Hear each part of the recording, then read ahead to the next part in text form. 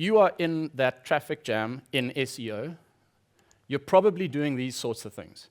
You're either on a very common site, so you're doing things like keyword optimization, meta tags, descriptions, or maybe you're getting much more advanced. You're getting into the video augmentation, which someone was speaking about earlier.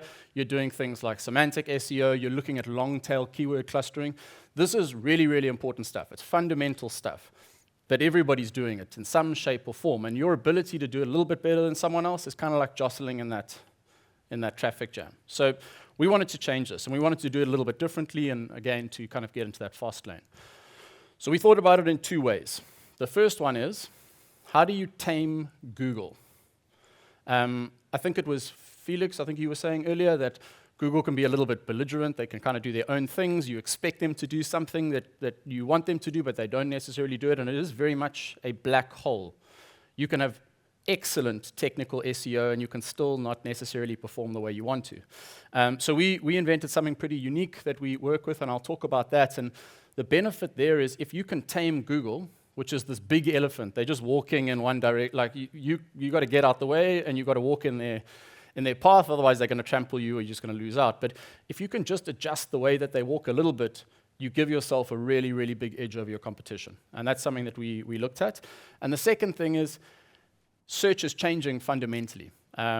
Today, 75% of search is already in the long tail bracket. So people are no longer searching for job in finance. They're no longer searching for a two-bed apartment.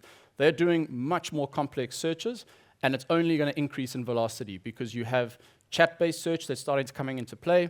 The way you prepare your content, the way you curate your content is fundamentally different for chat-based search as it is for organic search today. And you need to be prepared for those changes, or you're going to miss out. There were some statistics on the evolution of chat-based search. They reckon, people reckon about 50% of search is going to transition into chat-based search over the next 5 to 7 years. So 50% of that organic content that you were generating is now going to come from an entirely different way of interacting for users, and that means that your content has got to change to work with that, or someone else is going to take it. And that's a... Divide that by half, so in the next year and a half, 3 years. And it's interesting because, again, I think, Felix, you mentioned it, so I also looked at it. So ChatGPT has just launched their search feature for beta users, if anyone's using that now. Perplexity is obviously very big. AI Overview from Google is already active in certain markets, so particularly English-speaking. So it's coming, and it's coming in waves.